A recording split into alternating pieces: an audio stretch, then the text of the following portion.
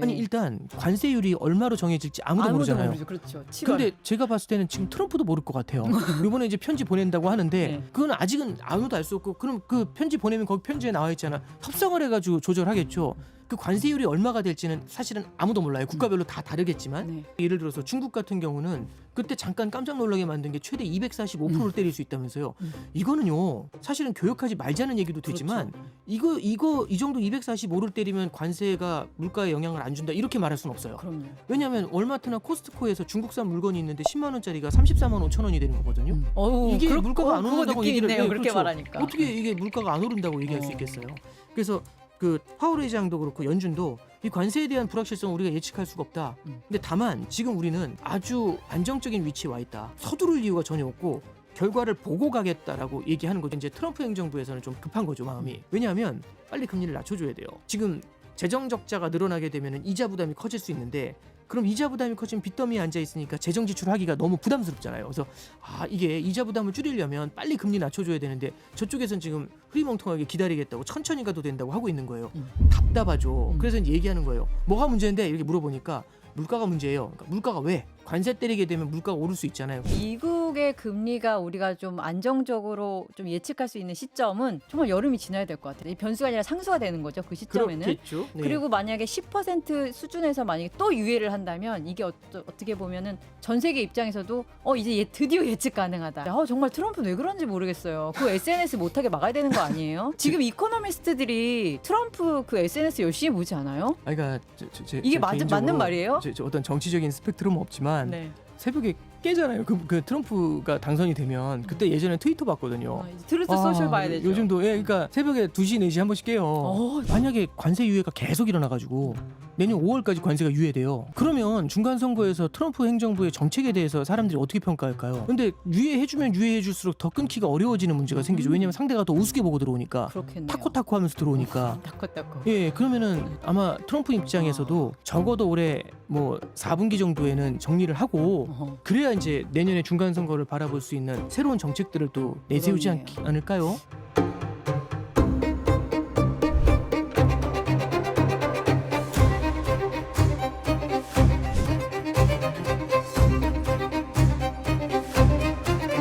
돈을 향한 말초적 신경을 인정하라. 경제적 본능. 오늘은 우리의 경제적 의사결정의 핵심 변수예요. 금리에 대해서 짚어보겠습니다.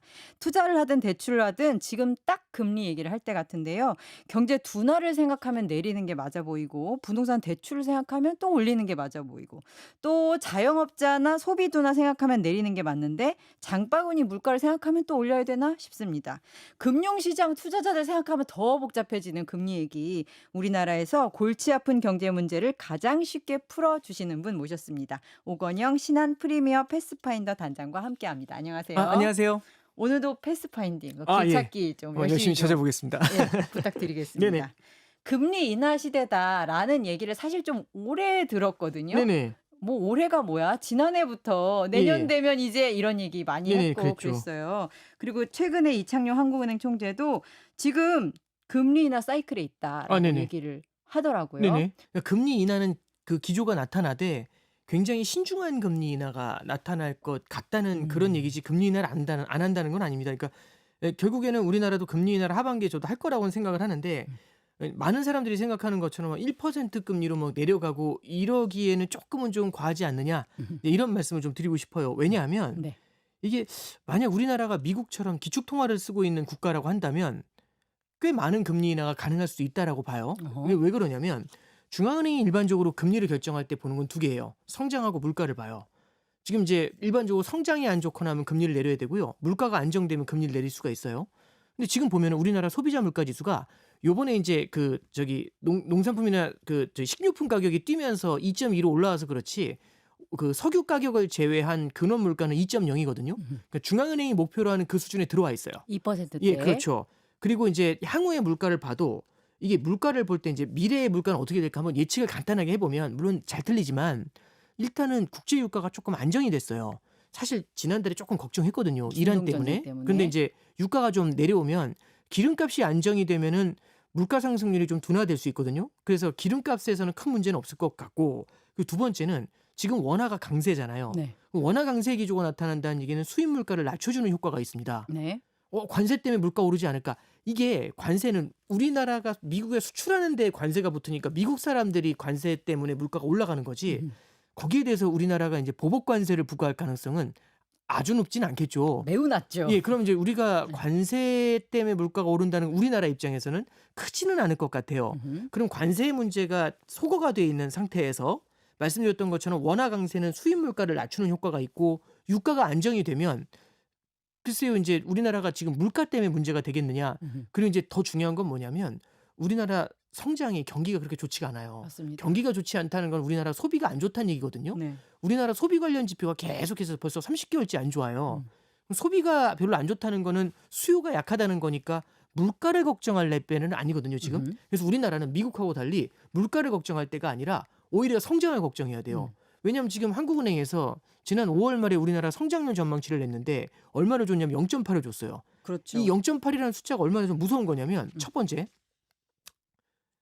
원래 2025년도 성장에 대한 전망을 작년 말에는 2025년도에 2.1 성장이요 이렇게 얘기했다가 올해 2월 달에 1.5예요. 이렇게 1.5. 내렸다가 네, 1.5. 그다음에 지금 0.8로 내린 거예요. 이게 언제적 수준인 거죠? 그러니까 이제 이게 중요한 거죠. 그러니까 뭐냐면 이 대화가 조금 애매한 게 키가 180입니다 하면 크네 이 느낌이 있지만 1.5 뭐 0.8 하면 이렇게 되잖아요.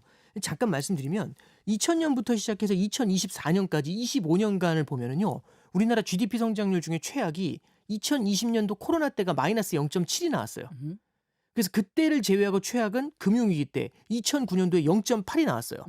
그러니까 지금이 0.8이면 그 딱 이게 둘이 만나는 거잖아요. 금융 위기 때고 코로나 때 이후로 두 번째로 안 좋은 때. 그렇죠. 그러니까 이 두 번째를 두 개를 제외하고는 그러니까 사실상 그렇죠. 두 번째죠. 그러니까 금융위기 때하고 맞먹는다고 보면은 이 성장률 전망이 그런 거니까 와 이거 진짜 안 좋구나라는 걸 이제 우리가 체감해서 느껴지죠. 네. 그럼 성장의 둔화가 되게 가파르지 않습니까? 그리고 이제 아시는 것처럼 올해 1분기에는 결국에는 남부 지역에 산불도 있었고 그러네요. 경기 주체들의 심리가 그렇게 좋지는 않고 또 관세 얘기도 계속 나오니까 와 이렇게 보면은 뭔가 좀 우리나라 경기가 안 좋으니까 도움을 줘야 되지 않아? 그래서 경기 부양에 대한 명분이 훨씬 더 힘을 많이 얻는 거죠. 그럼 금리를 많이 인하해 줘야 돼요. 원래는. 네, 그렇죠. 그래서 사실 작년도 하반기에 이제 금리가 인하되기 시작을 했고 올해도 2월 달에 그리고 5월 달에 두 번에 걸쳐서 상반기에 두 차례 기준금리를 인하한 바가 있습니다. 근데 이제 말씀드렸던 것처럼 이렇게 금리 인하를 하더라도 경기가 워낙 안 좋고 물가가 안정돼 있으면 금리를 더 낮춰줘도 되거든요. 더 센 폭으로. 그렇죠. 네. 그럼 이제 시장에서는 기대가 와, 이 성장이랑 물가 보면 금리 내려가겠네. 이건 누구나 다 할 수 있는 생각이에요. 근데 문제는 작년도 12월이었을 거예요. 작년도 말에 이제 한국은행 총재께서 나오셔가지고 이제 그 발표를 하나 한 게 있는데 거기서 뭐가 나오냐면은 IPF라는 걸 발표해요. 이게 좀 어려운데 이제 Integrated Policy Framework이에요. 우리 이제 어려운 단어 쓰는 것보다 중요한 거는 이 뭐냐면은 인티그레이티드가 뭐냐면 여러 가지를 모았다. 정책 여러 개를 모아서 봐야 된다는 얘기인데 이게 무슨 말씀이냐면 우리나라처럼 선진국과 같은 기축통화를 쓰지 않는 국가는 선진국 같은 경우는 성장하고 물가만 봐도 되거든요. 근데 우리나라는 다른 걸 봐야 돼요. 예를 들어 뭘 봐야 되냐면 환율, 달러. 그러니까 미국 달러를 미국은 우리나라 원화를 보면서 통화 정책을 하진 않을 거지 않습니까? 그럴 리가 없죠. 관심이 없겠죠. 네. 근데 우리나라는 봐야죠. 그러니까 그렇죠. 우리나라 이 이코노미스트들이나 애널리스트들 보면은 데이터가 우리나라 데이터보다 미국 데이터를 더 많이 봐요. 그럼 왜 그러냐? 어쩔 수 없는 거죠. 그쪽의 경기에 우리가 수출해서 의존하는 면이 굉장히 강하기 때문이죠. 네. 근데 미국은 우리나라 데이터를 제 생각에 별로 안 볼 것 같은데요. 그죠? 안 봅니다. 네, 안 보겠죠. 네, 그죠? 그러니까 이제 우리 이 양쪽이 서로 다르지 않습니까? 그러면 우리는 뭘 봐야 되는 거냐면은 성장하고 물가뿐만 아니라 미국이 어떻게 움직이고 있는지를 봐야 돼요. 근데 이제 미국이 보면은 지금 미국 기준금리가 4.25에서 4.5예요. 그러니까 네. 그냥 고점으로만 보면 4.5가 미국 기준금리거든요. 우리가 근데 우리나라 2.5일 그렇죠. 때. 그럼 2% 차이가 나요. 그럼 역사상 가장 많은 차이가 나는 정도가 되거든요. 네. 와 이거 금리 차이가 굉장히 크지 않아? 이런 생각이 드는 거죠. 근데 이제 금리 차이가 크다고 반드시 자금이 빠지는 건 아니지만 아무런 걱정 없네 하면서 계속 내리잖아요. 그럼 어느 순간 픽 하면서 확 빠져나갈 수가 있죠. 그러니까 사람이 괜찮다 하지만 야 이런 위험해 하다가 한순간에 확 도는 수가 있거든요. 그래서 우리가 기준금리 인하를 할 때 꼭 봐야 되는 것 중에 하나가 뭐냐면 미국하고의 금리 차. 그리고 이게 잘못되면은 자금이 빠져나간다는 얘기는 잠깐 보세요. 금리를 인하한다는 의미는요. 돈을 풀어주고 싶은 거잖아요. 그렇죠. 돈을 풀어줬는데 문제는 뭐냐면은 다른 나라의 금리가 더 높으니까 이 돈이 다 빠지는 거예요. 우리가 내려져서 풀린 돈이 저기 이자 많이 주는 곳 그렇죠. 그쪽으로 가자. 그렇죠. 그러니까 그러면은 그렇죠. 밥을 열심히 지어가지고 딴 사람 주는 그렇죠. 이제 거네요. 콩쥐 팥쥐 보면은 콩쥐가 저기 그 밑빠진 독에 물 부으니까 두꺼비가 와가지고 아 걱정 마라 내가 메워줄게 해가지고 등대가지고 하지 아니 그냥 불면 그냥 계속 나가잖아요. 네네. 예, 그 짓 하는 거고 똑같아요. 예. 금리 인하를 해도 돈이 다 자본 유출로 빠져나가 버리면 환율만 뛰어오르고요. 우리나라는 금리 인하라는 그 소중한 카드가 날아가 버리는 문제가 생깁니다. 그래서 금리 인하를 할 때 타이밍 잘 봐야 돼요. 다른 나라하고의 금리 차를 보면서 딱 우리는 투수가 딱 공을 던지기 전에 반드시 1루 주자를 한번 봐야 돼요. 근데 1루 주자가 예를 들어서 엄청 빠른 애다. 그러면 던질 때 느린 거 못 던져요.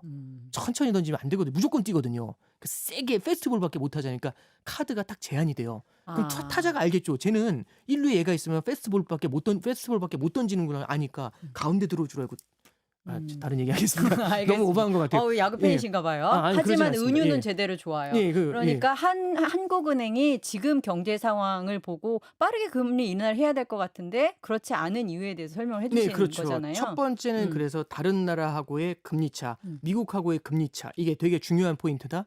이게 자금이 잘못 빠지면은 자본 유출이 일어나게 되면서 환율이 뛰고 우리나라의 유동성이 빨려나가는 그런 문제가 생긴다. 그래서 첫 번째는 그걸 신경 써요. 네. 참고로 작년 말 올해 초에는 그거 신경 많이 썼어요.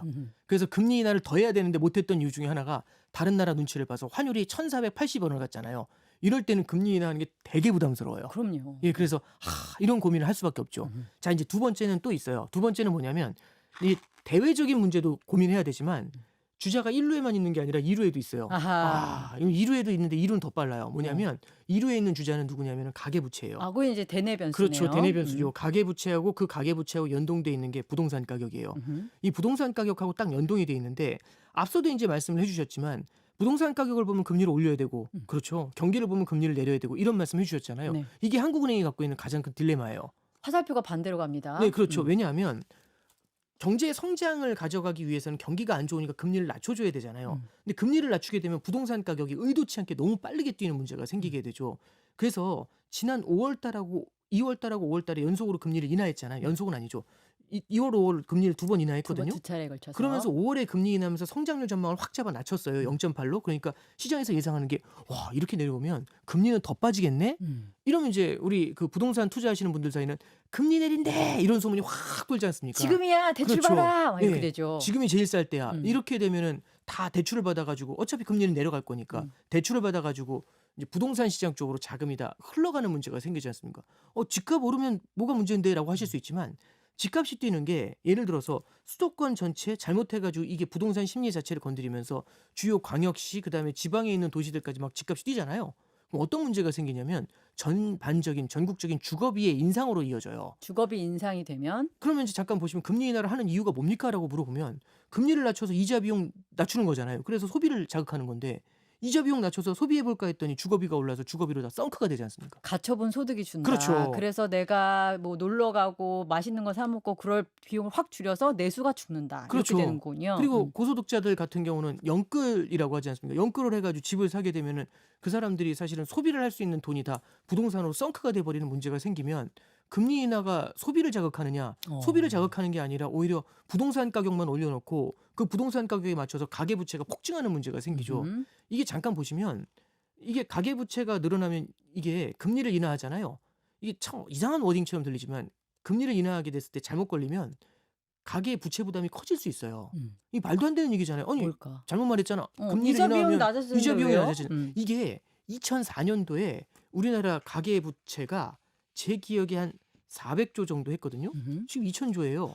5배 늘었잖아요. 그때 금리가 GDP의 지금 90%가 그렇죠. 넘는다고 합니다. 지금은 그때는 금리가 4%인데 지금 예를 들어서 3%라고 해볼게요. 그럼 금리 내려왔으니까 이자 부담이 줄어야지. 그게 아니라 가계부채 총량이 늘었잖아요. 그렇네요. 그럼 가계가 부담해야 되는 이자가 훨씬 늘어나죠. 이게 금리라는 건 돈의 값입니다. 가격을 낮추게 되면은 잡아 쓰려고 하잖아요. 그러니까 이 샤프가 별로 안 좋아하실 수 있는데 이 샤프가 100원이면 집으려고 하잖아요. 하고 집으려고 하잖아요. 그러니까 싸지면은 수요가 늘어나잖아요. 수요가 몰리면은 가격이 오르게 그렇죠. 되고. 가계부 그러면 대출을 더 많이 받으려고 하게 되고 그러면은 당연히 그 대출을 많이 받으니까 가계 부채의 총량이 늘어날 수밖에 없겠죠. 그리고 쓸 돈은 줄어들고. 그렇죠. 그러니까 이게 그 주택 가격의 상승도 문제지만 주택 가격의 상승이 가계 부채의 급증을 만약에 동반하게 된다면은 여기에 대해서 한국은행도 기준금리 인하해가지고 경기 살려야지 이 말이 안 통하죠. 금리 인하를 한 게 주거비로 썬크가 돼버리니까 이건 아니다. 그러면 이제 한국은행 입장에서는 성장하고 물가를 보면 금리를 내려야 되지만 공을 딱 던지려고 봤는데 1루에는 환율, 2루에는 가계부채라는 이 무서운 주자들이 둘 다 있으니까 만만치 않다. 이게 되게 신경이 많이 쓰이겠죠. 그럼 던질 때 견제구 한번 던지고 가야죠. 그럼 야 빨리 앞으로 던지라는데 뭐 하는 거야 해도 일단 견제구 한 번씩 던져주고 예. 이제 그렇게 갈 수밖에 없는 거죠. 그래서 제가 금리를 인하하지 않는다가 아니라 주택 시장이 너무 뜨겁거나 환율이 준동을 하거나 이럴 때는 경기가 별로 안 좋아서 금리를 내려야 됨에도 불구하고 그 속도를 되게 점진적으로 갈 수밖에 없는 문제. 데이터를 봐가면서 그렇죠. 그때 확인하는 것으로. 그리고 어떤 때는 1%까지 낮춰야 될 걸 거기까지 못 낮추고 2% 수준에서 멈춰야 되는 문제. 이런 문제가 이제 생겨날 수가 있겠죠. 금리 인하의 조건은 갖춰졌는데 그 속도와 시기 면에서는 말씀하신 이슈들 때문에 굉장히 데이터를 보면서 천천히 갈 가능성이 그렇죠. 높다. 그래서 아까 전에 말씀드린 게 우리나라는 성장과 물가뿐만 아니라 환율과 대외 변수하고 대내 변수, 가계부채 이 네 가지. 그러니까 이게 그래서 인티그레이티드 팔러시 프레임워크이라는 거죠. 이걸 다 같이 고려하세요 이 얘기죠. 그 폼에서 봐라. 네, 그렇죠. 그렇군요. 근데 아까 말씀하시던 것 중에 그래도 내가 이자 비용이 많아지긴 했지만 그래도 집값이 올랐어. 그래서 부의 효과라고 해가지고 내 집값이 올랐으니까 좀 소비를 하고 싶어. 약간 이런 게 또 있잖아요. 이게 상쇄될 가능성은 없어요? 이제 그거는 저는 데이터를 보면서 얘기하는 게 더 나은 것 같아요. 이제 어허. 데이터라는 게 뭐냐면 우리나라 주택 가격이 계속 뛰었는데 지난 30개월간 많이 뛰었지 않습니까? 네. 근데 소비 데이터가 그렇군요. 별로 안 좋잖아요. 이제 이게 왜냐하면 이게 우리가 돈이 많아서 집을 샀는데 이게 집값이 올랐어요. 이러면 박수 칠 수가 있는데 이제 문제는 연끌을 해서 따라가잖아요. 연끌을 하면 이자 부담이 만만치 않아요. 근데 이제 주택 가격이 뛰지만 그 주택 가격은 캐시가 아니지 않습니까? 그렇죠. 그러니까 깔고 앉아 있는 그렇죠. 돈이죠. 깔고 앉아 있는 돈인데 이제 그게 뭐라고 해야 될까요? 이자 부담은 계속해서 나가게 되니까 그러면은 이게 돈이 많은 사람들은 돈이 지금 부동산에 묶여 있는 거죠. 물론 그 자산 가격이 뛰더라도. 그래서 약간 케이스가 좀 그것만으로 설명하기에는 그렇군요. 어려운 점이 조금 있죠. 예. 거기다가 부동산 가격이 계속 뛴다는 보장은 없는 게 최근 이재명 대통령이 굉장히 센 대출 규제도 내고 그다음에 그랬더니 부동산 시장이 또 싹 얼어붙는 듯한 느낌도 들거든요. 네네. 그러면 이제 부동산 가격도 또 많이 뛸 것 같지도 않고 그나마 책 속에만 있을 것이라고 예상됐던 부의 효과조차 좀 기대하기 어려운 측면도 있을 것 같아요. 그러니까 제가 뭐 부동산 전문가라서 뭐 이 정책이 어떤 효과를 갖고 있으면 이걸 분석할 수 있는 능력은 없습니다만 이게 한국은행 입장에서는 충분히 고려할 수 있는 요인이 하나 만들어진 거예요. 뭐냐면 주택 시장이 만약 안정이 되고 네. 환율도 내림세를 보이면서 안정이 되면 그때는 1루 주자, 2루 주자가 다 죽은 거잖아요. 저 그치. 견제구에 다 죽은 거잖아요. 그럼 앞에 던질 수가 있죠. 그러니까 그렇게 되면 한국은행이 금리 인하의 속도를 조금 더 높일 수가 있겠죠. 근데 다만 그 효과가 있는지는 우리가 조금 더 지켜봐야 되겠죠. 그래서 저도 최근에는 이 정책 이후에 부동산 전문가분들 얘기를 좀 경청을 하는데 확실히 좀 혼란스럽네요. 네. 이제 여러 의견들이 있으셔가지고 근데 말씀드렸던 것처럼 부동산 시장이 안정세를 보이고 그 안정세가 꽤 이어질 거라고 판단이 된다면 한국은행의 금리 인하가 플러스 알파가 조금은 더 나올 수도 있다. 이렇게는 생각하고 있습니다. 근데 여전히 혼란스러운 상황이기 때문에 막 한 번에 지르다 확 내리기보다는 조금씩 점진적으로 할 그것은 확실하고. 이렇게 생각하시면 좋을 것 같아요. 네. 시장이 기대하는 것보다 조금 늦게, 시장이 원하는 것보다 조금 적게 그렇게 금리 인하를 하지 않을까. 그거 그렇게 되게 생각해요. 포인트 좋네요. 네네. 그렇게 움직이는 것이 경제적 결정을 할 때도 그렇게 움직이는 것이 현재로서 네. 굉장히 안전해 네, 보인다. 그렇죠. 네. 알겠습니다. 그럼 우리가 또 가계부채는 이제 우리가 정말 숙명처럼 받아들이고 계속 이제 정렬해야 될 이슈라고 보고요. 그다음에 미국 변수는 좀 살펴봐야 될 것 같은데요. 네네. 그러면 미국은 금리를 인하할 것인가? 그 이슈 이제 네. 따져보죠. 미국도 마찬가지로 파월 의장도 금리를 인하할 거라고 금리 인하 사이클에 있다고 얘기를 하는데 다만 신중해야 된다고 얘기하고 좀 서둘 수 없다고 비슷해요. 해요. 예. 이게 약간 다른 면이 분명히 음. 있어요. 이제 우리나라하고 좀 다른 게 뭐 예를 들어서 파월 의장이 원화 가치를 봐서 이런 거는 그렇죠. 않고요. 이유는 다르죠. 그렇죠. 이제 뭐 결론만 부동산을 갖고. 너무 걱정하거나 그러니까 자산 그렇죠. 가격에 대한 걱정도 아주 크진 않고요. 미국 같은 경우는 지금 가장 걱정하는 게 인플레이션이에요. 음. 인플레이션인데 왜냐하면 미국은 관세가 당장 인플레이션으로 다가올 수 있고 지금 달러가 약세 기조를 보이게 되면 우리나라하고 반대로 그러니까 우리나라한테는 원화 강세가 물가를 낮추는 요인이지만 미국 입장에서는 달러 약세는 물가를 높이는 요인이 돼요. 그렇죠. 그렇죠. 그러니까 물론 유가는 다행히 안정돼 있지만 그러니까 달러 약세하고 그 다음에 말씀드렸던 것처럼 관세가 과연 어떻게 될 건지에 대한 불확실성은 분명히 커요. 여름이 지나야지 알 것 같다라고 말을 하던데. 아니 일단 관세율이 얼마로 정해질지 아무도 모르잖아요. 모르죠. 그렇죠. 7월. 근데 제가 봤을 때는 지금 트럼프도 모를 것 같아요. 이번에 이제 편지 보낸다고 하는데 네. 그건 아직은 아무도 알 수 없고 그럼 그 편지 보내면 거기 편지에 나와 있잖아. 협상을 해가지고 조절하겠죠.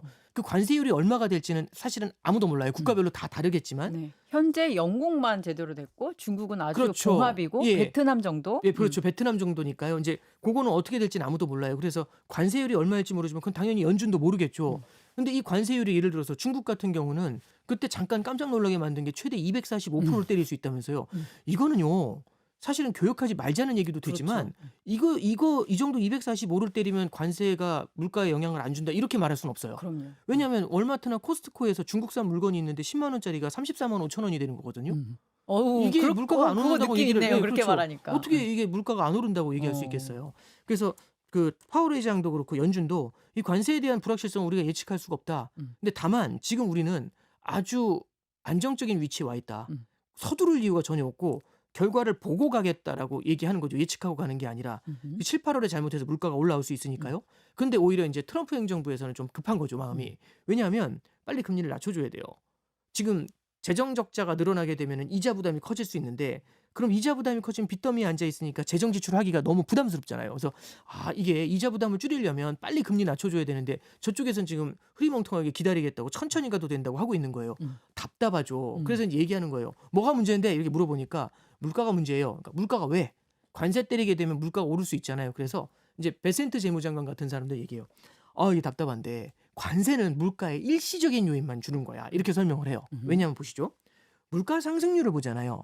연 2%거든요. 전년 대비 올해 2%. 그 다음에 또 그 다음해를 보면 내년을 보면은 올해 대비 내년에 2% 이렇게 되는데 관세는 매년 올리는 게 아니에요. 올해 10% 올리면은 그 다음에는 쭉 계속 간다. 올리는 게 아니라 그걸로 끝이잖아요. 그러면 올 한 해에 10% 올리는 효과가 확 들어온 다음에 내년부터는 그냥 올라가 버린 거에서 그냥 가는 거니까 일회성 물가 상승의 요인이 된다 이렇게 얘기를 하고 2018년도에도 관세 올렸지만 아무 문제 없었거든 이렇게 얘기하면서 빨리 해 이렇게 얘기하는 거고 1%까지 낮춰. 네 그렇죠. 연준 입장에서는 그때하고 지금은 다르다. 왜 다르냐? 그때에 비해서 2018년도에 비해서 지금 때리는 대상도 다르고 관세율도 훨씬 높다. 이게 첫 번째고요. 두 번째는 얘기하는 건 뭐냐면 2018년도에는 디플레이션을 걱정했었어요. 그렇죠. 다들 물가가 하락할 걸 걱정하니까 그때는 정말 그렇죠. 옛날 얘기네요. 옛날 얘기죠. 그렇죠. 디플레 걱정을 진짜 심하게 했는데 온 예, 세상이. 물가가 막 낮아질 거라는 그래도 물가 못 올라 이러는데 관세 뭐 중국에만 5% 때리고 10% 때리고 하면 물가하고는 상관없 이렇게 되는 분위기였는데 지금은 어떠냐면은 지금 4년 동안 인플레이션을 잡지를 못하고 있어요. 팬데믹 이후에 그렇죠. 21년 21년 3월 달부터 시작해가지고 아직까지 물가를 못 잡고 있어요. 물가를 못 잡고 있는 상태에서 지금 여기서 만약에 그 관세를 때리잖아요. 그럼 약간 이런 게 있죠. 4년 동안 기침을 한 사람이에요. 그럼 이거는 고질병일 수 있지 않습니까?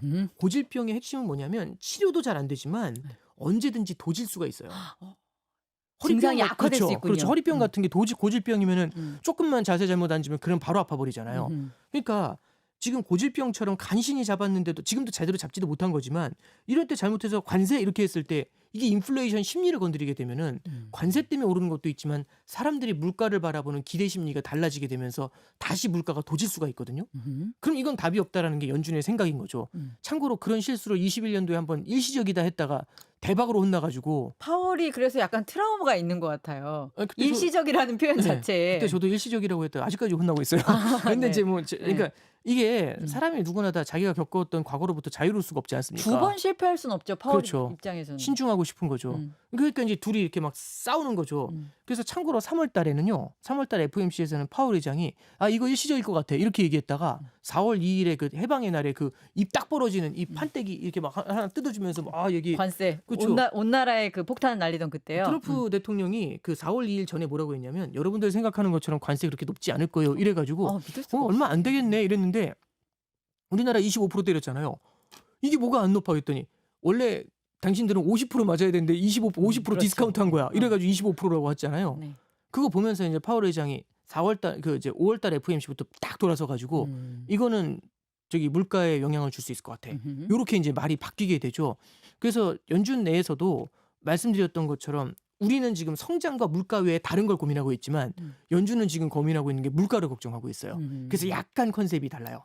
신중한다는 그 결과는 같지만. 거기다가 플러스 고용도 엄청 신경 쓰잖아요. 우리와는 달리. 그렇죠. 근데 고용이 또 6월 달 거 보니까 또 민간 조사 업체이긴 했는데 고용이 조금 안 좋아졌더라고요. 뜨겁다가. 네, 살살살살 둔화가 되는 모습이 나타나는데 그러면은 연준 입장에서는 뭐가 어려운 거냐면 성장은 둔화세를 보여요.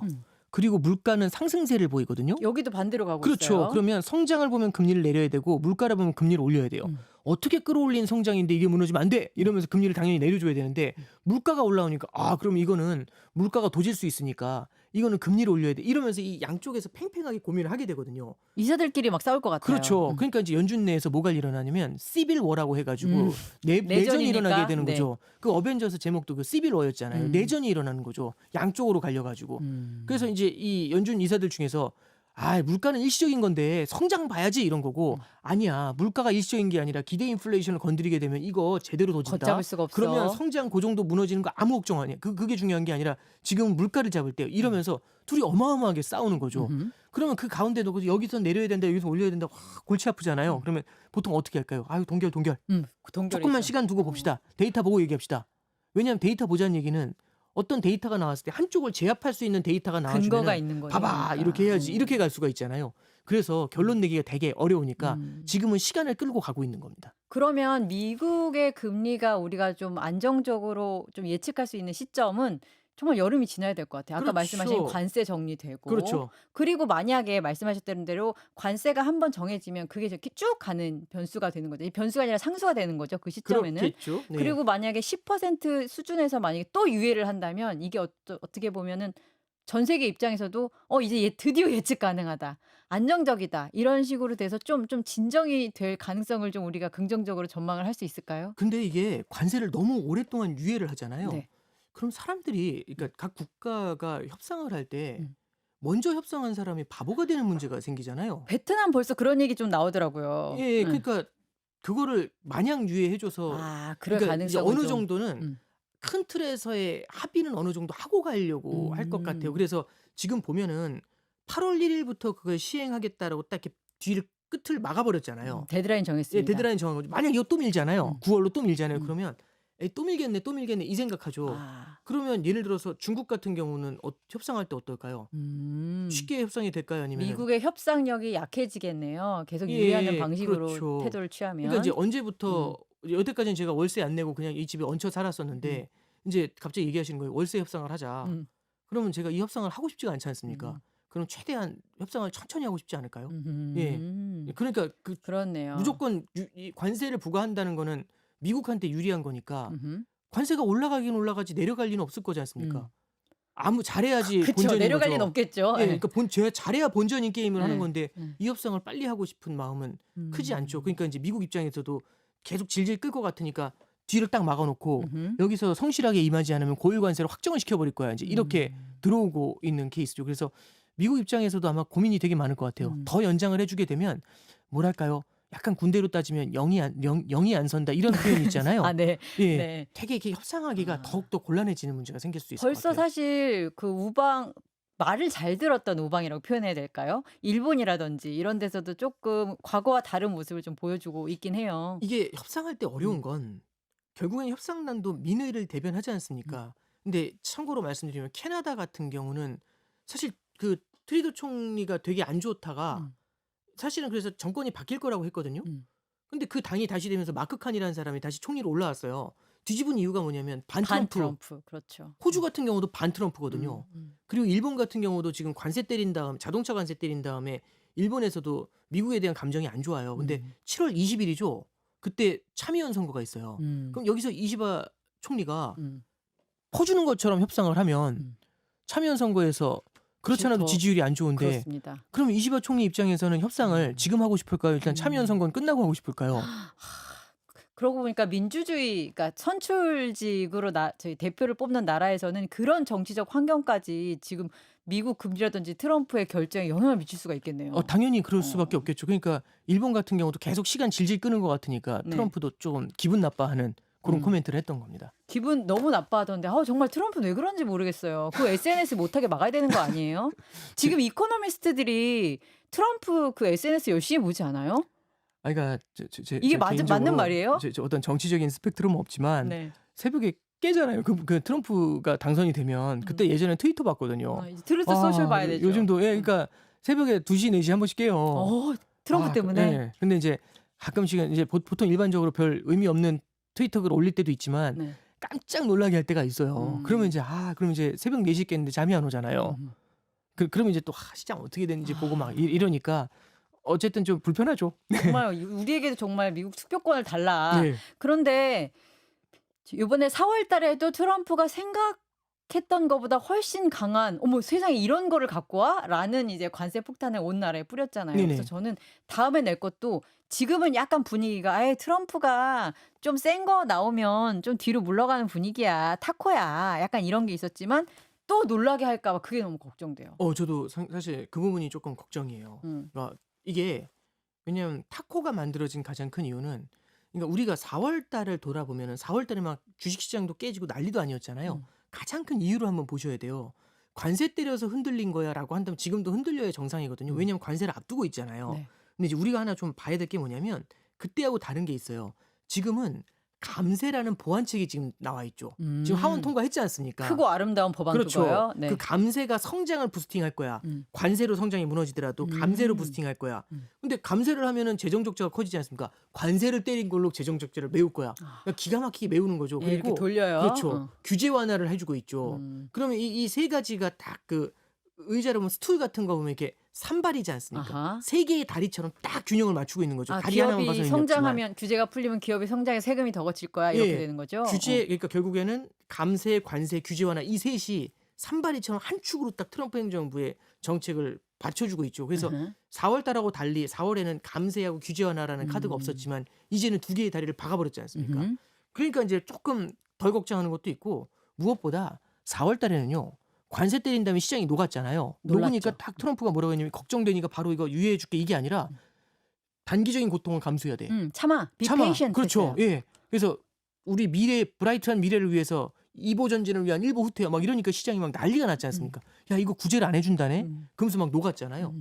근데 4월 9일 날 너무 많이 녹고 국채 시장까지 흔들리니까 타코가 나온 거잖아요. 그렇죠. 타코라는 건요. 그러니까 우리가 뭘 봐야 되냐면 정책이라는 건 시그널이 되게 중요해요. 시그널이 뭐냐면 이걸로 딱 때리는 게 중요한 게 아니라 딱 때린 다음에 상대가 이걸로 끝나겠지 이러면 이게 효과가 없어요. 근데 언제든지 계속 때리려고 하잖아요. 그리고 봐주는 게 없어 보이면 그러니까 이제 딱 때렸는데 아빠 눈을 보니까 눈물이 이렇게 그렁그렁해. 그러면 다시겠구만. 이거 끝났구만. 이렇게 되면은 사실은 그 순간에 살짝 울면은 끝날 거라는 느낌이 오잖아요. 근데 이걸로 끝날 것 같지 않아. 너무 차가워 보여. 그러면은 이거 꽤 오래 갈 게임이잖아요. 무섭겠죠. 그때 공포를 느끼거든요. 지금이 딱 그 시기네요. 근데 이제 지금은 사람들이 생각하는 게 타코에 대한 기대가 크죠. 그런데 세계 그 준비가 돼 있고 이걸로 돌려막으면 돼라고 트럼프가 준비를 해놨으면 타코는 더 이상 안 해. 트럼프도 지금 그 타코 얘기 듣고 굉장히 열받았다는 또 얘기가 네. 들리잖아요. 그러니까 이제 만약에 말씀하신 것처럼 그걸 믿고 타코를 안 하고 밀었을 때 시장이 만약 흔들리잖아요. 그럼 또 타코죠. 뭐. 그러니까 이제 트럼프도 결코 시장을 이길 수는 없나요? 시장은 그렇게 믿고 있는 것 같긴 해요. 네, 현재. 그렇죠. 예. 적응을 그러니까 한 것 같아요. 만약에 거기서 이제 실수가 나올 수가 있죠. 너무 과감하면 실수가 나올 수 있죠. 근데 이제 이런 케이스는 있을 것 같아요. 그러니까 시장은 트럼프가 아무리 세게 해도 결국에는 막아줄 거야라는 기대를 갖고 계속 이악 물고 버티는 거고 이 트럼프는 이쪽이 괜찮으니까 계속해서 밀어붙이고 이런 상황은 만들어질 수는 있을 것 같아요. 그래서 시나리오 중에서 우리가 꼭 보셔야 될 게 이렇게 쿠션을 댔는지 쿠션이 이제 규제 완화와 감세라는 쿠션이죠. 이런 쿠션을 댔는지 하고 그다음에 이제 두 번째는 이 트럼프 행정부가 갖고 있는 정책의 어떤 시그널이 뭔지 가만두지 않겠어. 이 상대의 관세를 부과하기 위해서는 단기적인 경기 침체는 불사할 수 있어. 요거를 시장이 되게 이 포인트를 좀 무서워하는 것 같아요. 그렇군요. 그 시장과 트럼프의 어떻게 보면 치킨 게임 비슷한 느낌도 좀 그런 거 받는데요. 예, 그렇게 볼 수 있는 거죠. 그리고 예. 사실 시장은 적응력을 우리가 많이 봐왔거든요. 네, 그렇죠. 근데 반면에 트럼프는 선거가 있는 정치인이잖아요. 네, 네, 내년에. 그렇죠. 그렇다고 보면은 지금 조건만 봤을 때는 트럼프가 물론 굉장히 특이하고 예상 불가능한 인물이긴 하지만 시장이 좀 더 유리하지 않을까라는 생각을 개인적으로는 하다 보니까 비슷한 생각을 시장도 하고 있는 분위기처럼 현재는 느껴져요. 그러니까 이게 지금 중간 선거가 내년 11월인데 한번 잠깐 생각해 보시죠. 만약에 관세 유예가 계속 일어나 가지고 내년 5월까지 관세가 유예돼요. 음. 그러면 중간 선거에서 트럼프 행정부의 정책에 대해서 사람들이 어떻게 평가할까요? 별거 아니네 트럼프도. 그렇죠. 그리고 이제 신뢰감이라는 게 많이 떨어질 것입니다. 언젠가는 끊어야 되는데 음흠. 근데 유예해 주면 유예해 줄수록 더 끊기가 어려워지는 문제가 생기죠. 왜냐하면 상대가 더 우습게 보고 들어오니까. 그렇겠네요. 타코타코 하면서 들어오니까. 타코타코. 예, 그러면은 네. 아마 트럼프 입장에서도 적어도 올해 뭐 4분기 정도에는 정리를 하고 어허. 그래야 이제 내년에 중간 선거를 바라볼 수 있는 새로운 정책들을 또 내세우지 그렇네요. 않을까요? 예. 그러니까 좀 두루뭉술하게 예상을 해보면 트럼프는 자기의 정치적 타격을 최소화하고 면을 세우는 방식으로 하겠네요. 네네. 동시에 시장에는 너무 패닉을 주지 않는 어떤 선을 찾기 위해서 노력하는 시간이 하반기 내내 계속 네, 되겠네요. 그렇죠. 그러니까 이게 약간 말씀하셨던 것처럼 어떤 심리적인 얘기들 이런 음. 것들도 좀 상당히 좀 많이 가만히 돼야 되지 않나 트럼프가 싶습니다. 오고 나서 이게 경제인지 정치인지 국방인지 헷갈리는 정말 그 전선이 헷갈립니다. 그러니까 저기 이란하고 이스라엘에 들어와 가지고 하는 거 봐도 예상을 깨잖아요. 그러니까요. 왜냐하면 트럼프의 마가 세력은 원래 전쟁을 원하지 않아요. 그럼요. 오히려 예전에 고립주의죠. 네오콘이 원했던 건데 와 이번에 보면서 예상을 뒤집어 엎고 막 이제 이런 것들을 보면서 조금은 좀 놀랬죠. 네. 알겠습니다. 우리가 지금까지 우리 하느니 지금까지 경제 상황을 보면은 금리 인하가 좀 세게 될 법도 한데 왜 그렇지 않지? 그럴 수밖에 없는 이유를 조목조목 짚어주시고 거기에 미치는 영향들, 변수들이 뭔지도 조목조목 짚어주셨습니다.